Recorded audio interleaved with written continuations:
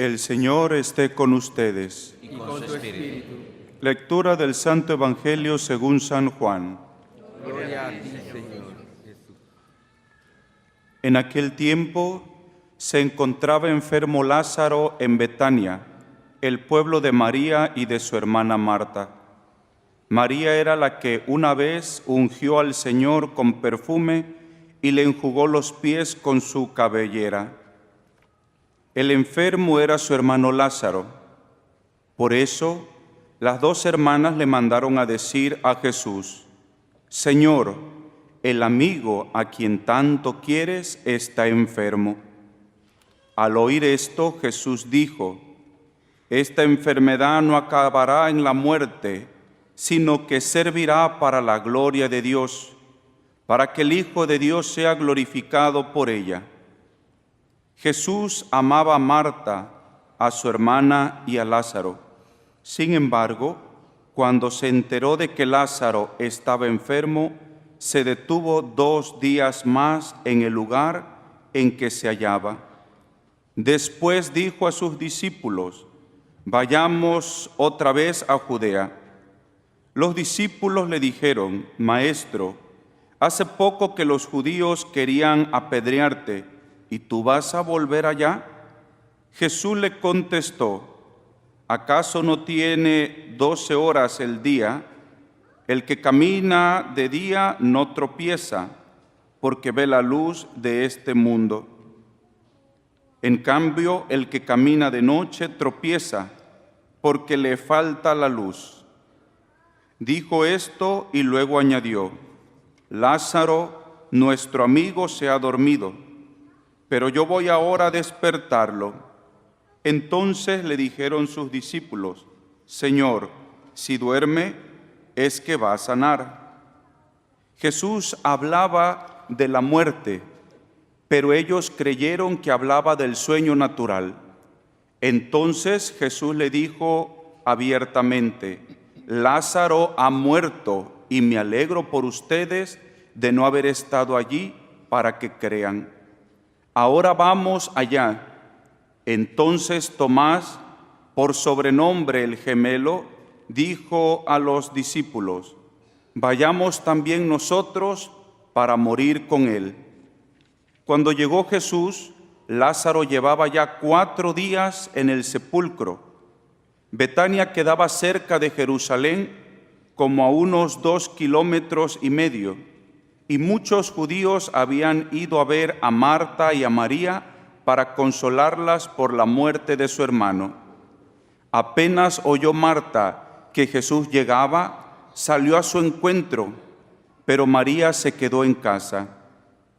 Le dijo Marta a Jesús: Señor, si hubieras estado aquí, no habría muerto mi hermano, pero aún ahora estoy segura de que Dios te concederá cuanto le pidas. Jesús le dijo: Tu hermano resucitará. Marta respondió: Ya sé que resucitará en la resurrección del último día. Jesús le dijo: Yo soy la resurrección y la vida. El que cree en mí, aunque haya muerto, vivirá. Y todo aquel que está vivo y cree en mí, no morirá para siempre. ¿Crees tú esto? Ella le contestó: Sí, Señor. Creo firmemente que tú eres el Mesías, el Hijo de Dios, el que tenía que venir al mundo. Después de decir estas palabras, fue a buscar a su hermana María y le dijo en voz baja: Ya vino el Maestro y te llama. Al oír esto, María se levantó en el acto y salió a donde estaba Jesús, porque él no había llegado aún al pueblo, sino que estaba en el lugar donde Marta lo había encontrado. Los judíos que estaban con María en la casa consolándola, viendo que ella se levantaba y salía deprisa, pensaron que iba al sepulcro para llorar allí y la siguieron. Cuando llegó María a donde estaba Jesús, al verlo, se echó a sus pies y le dijo: Señor, si hubieras estado aquí, no habría muerto mi hermano. Jesús, al verla llorar, y al ver llorar a los judíos que lo acompañaban, se conmovió hasta lo más profundo y preguntó: ¿dónde lo han puesto? Le contestaron: ven, Señor, y lo verás. Jesús se puso a llorar y los judíos comentaban: de veras, cuánto lo amaba.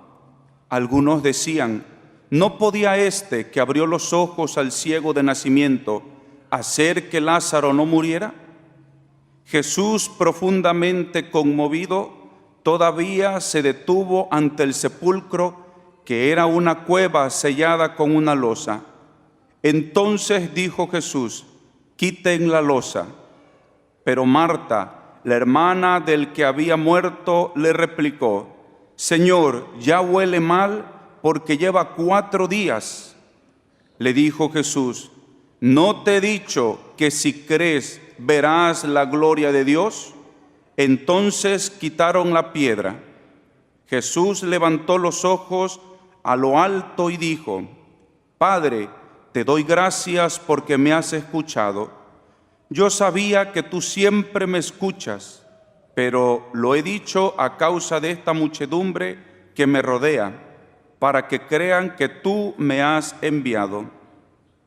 Luego gritó con voz potente: Lázaro, sal de allí.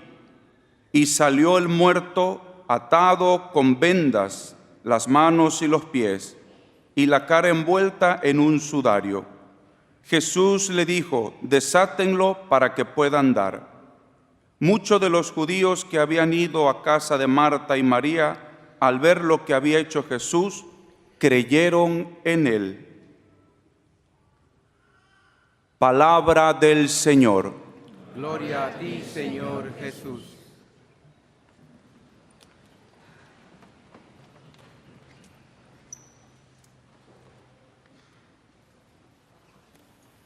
La cultura que nos está tocando vivir, la época, el cambio de época, que a muchos de los viejitos que estamos acá nos está tocando vivir o que nos tocó, nos ha hecho querer todo de inmediato.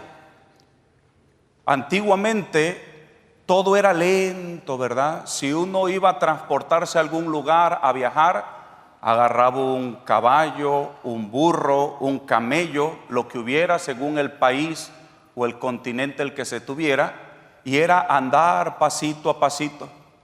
Cuando se inventan las barcas rústicas de antaño, pues también trasladarse de un lugar a otro era lento.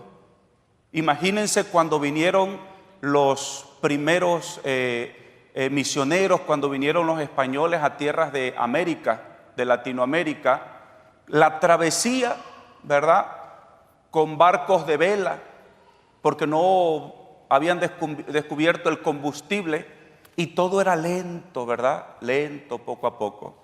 De pronto se descubre el vapor, las máquinas de vapor, la locomotora, se descubre el petróleo, la gasolina, la turbocina y todas estas cosas, y todo se empieza a acelerar.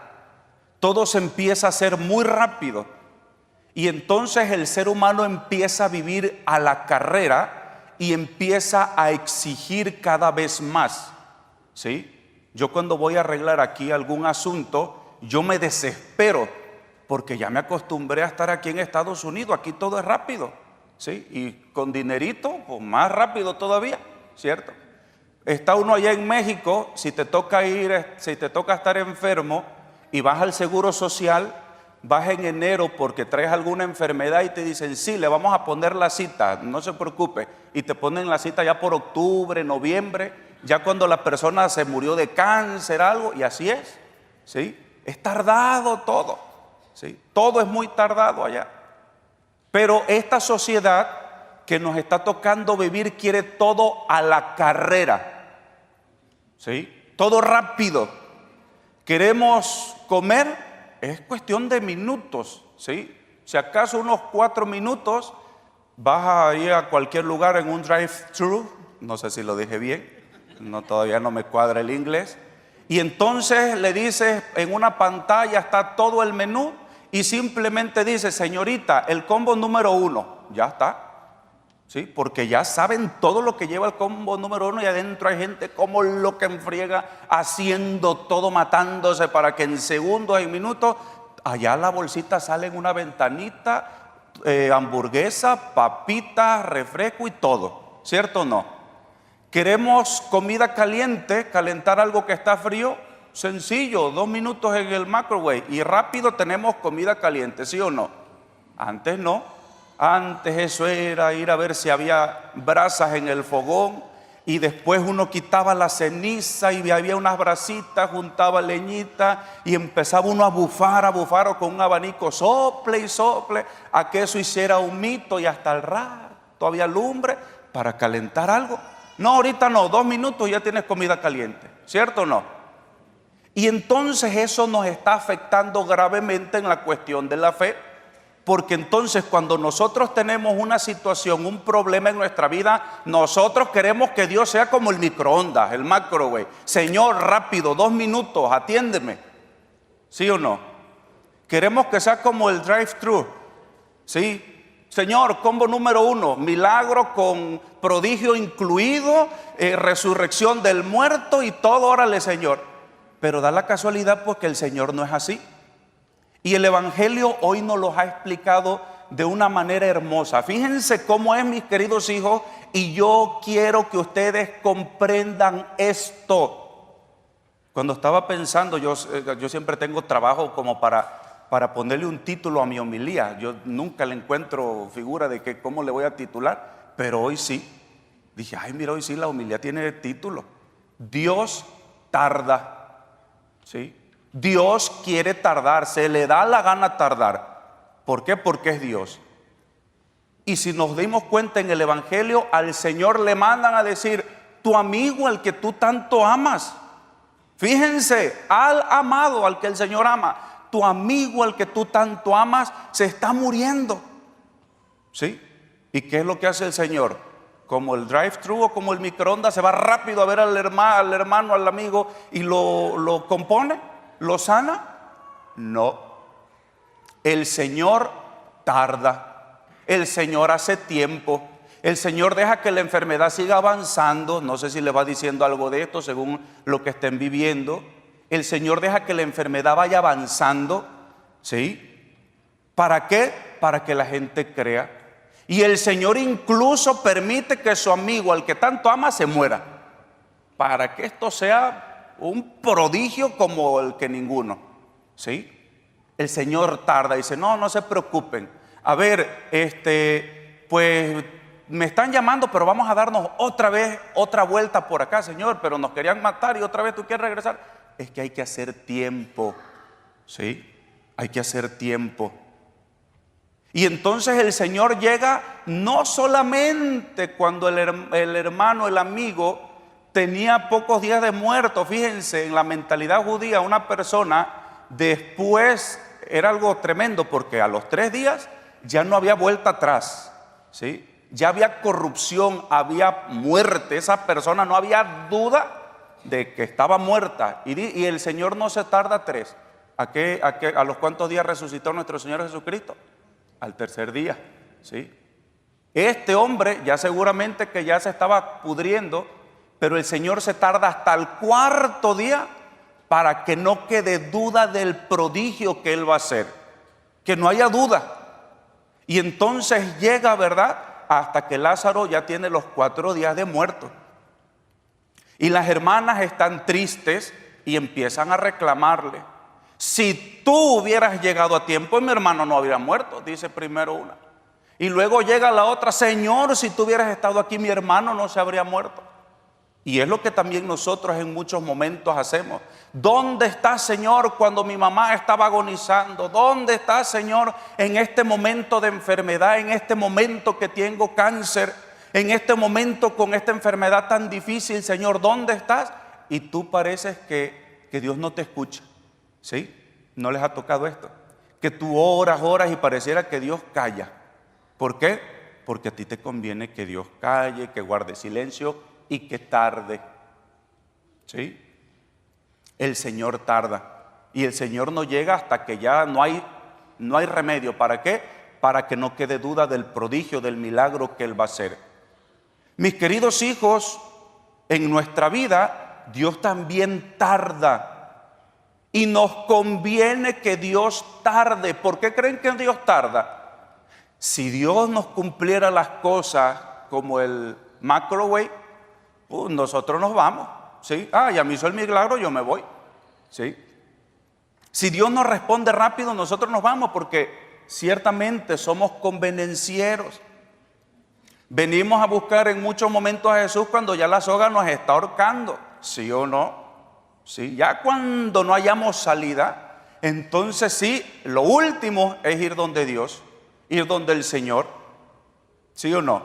Y entonces el Señor quiere que nosotros perseveremos en la plegaria, porque si nosotros obtenemos las cosas rápidas, yo ya me serví de lo que necesitaba, me voy, como decimos por ahí, patita para qué las quiero, y ya no regresamos hasta que haya otra necesidad. Y entonces, ¿en qué se convertiría nuestro Dios? ¿Sí? En un mandadero, en un milagrero, y Dios no es eso. Entonces Dios va a tardar. Esto es, mis queridos hijos, para que tengan paciencia. Dios no es café instantáneo, Dios no es un microwave, Dios no es el drive-thru. Nosotros nos aceleramos como sociedad, pero Dios sigue tardando. ¿Por qué? Porque su tardanza nos conviene. ¿Cuántas personas por medio de la tardanza en una enfermedad que no se soluciona se han convertido? ¿Cuántas personas, cuando Dios ha permitido la desgracia, la enfermedad, la familia se une, la familia se reconcilia, hay perdón, y de todas maneras la persona se muere? ¿Sí? Porque nos vamos a morir. Lázaro se murió.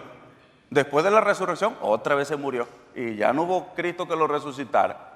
¿Sí? Se murió. ¿Sí me explico? Ya se me fue el rollo de lo que iba a seguir, pero bueno. Entonces a nosotros nos conviene que Dios tarde, porque tardando nosotros seguimos en el proceso de la conversión. Yo les he dicho en muchas ocasiones, una vez me invitaron a celebrar una misa de sanación. Le dije, yo he trabajado mucho tiempo con la renovación carismática, pero yo no celebro misas de sanación. Toda misa es sanadora, ¿sí? Y entonces no voy a ir a hacer ningún espectáculo. Fui a celebrar esa misa, y ¿qué es lo único que hice? Predicar y celebrar la misa como es. El que tiene fe se salva, se sana, si Dios quiere también, porque depende de Dios. Y yo les decía en esta misa de sanación a la gente, muchos Dios no los va a sanar. ¿Sí? No los va a sanar. ¿Por qué? Dios quiere que todos se sanen, que todos estén bien, pero no conviene que todos sanemos. ¿Por qué? Porque a veces conviene más la enfermedad. ¿Sí? A veces conviene más. Y eso yo lo tengo confirmado en mi vida. He visto muchísimas familias que por medio de una enfermedad se han unido, se han perdonado, se han reconciliado, se han convertido, se han santificado, y la persona murió y la familia quedó toda convertida en la iglesia. ¿Fue o no un poderoso milagro eso? Sí. Entonces nosotros tenemos que confiar en Dios. ¿Sí? Señor, cuando tú quieras. Señor, no lo entiendo, no sé por qué tardas, la enfermedad va avanzando, el cáncer me está matando, y parece que vas a llegar tarde, o tal vez no vas a llegar al momento de la resurrección en esta vida, pero seguramente que va a llegar a la resurrección del último día. ¿Me explico, mis queridos hijos? ¿Sí? Entonces, pidámosle a Dios nuestro Señor la gracia de saber orar con confianza, de saber orar con paciencia, de saber orar esperando, de saber orar dejándonos sorprender por Dios. ¿Sí? Dejándonos sorprender por Dios. Para terminar, intentaré terminar ya. En una ocasión vino una mujer vietnamita a pedirme consejo. Venía esta mujer muy atribulada. Esta mujer hablaba vietnamís, yo no hablo vietnamís, y hablaba inglés. Imagínense esta situación.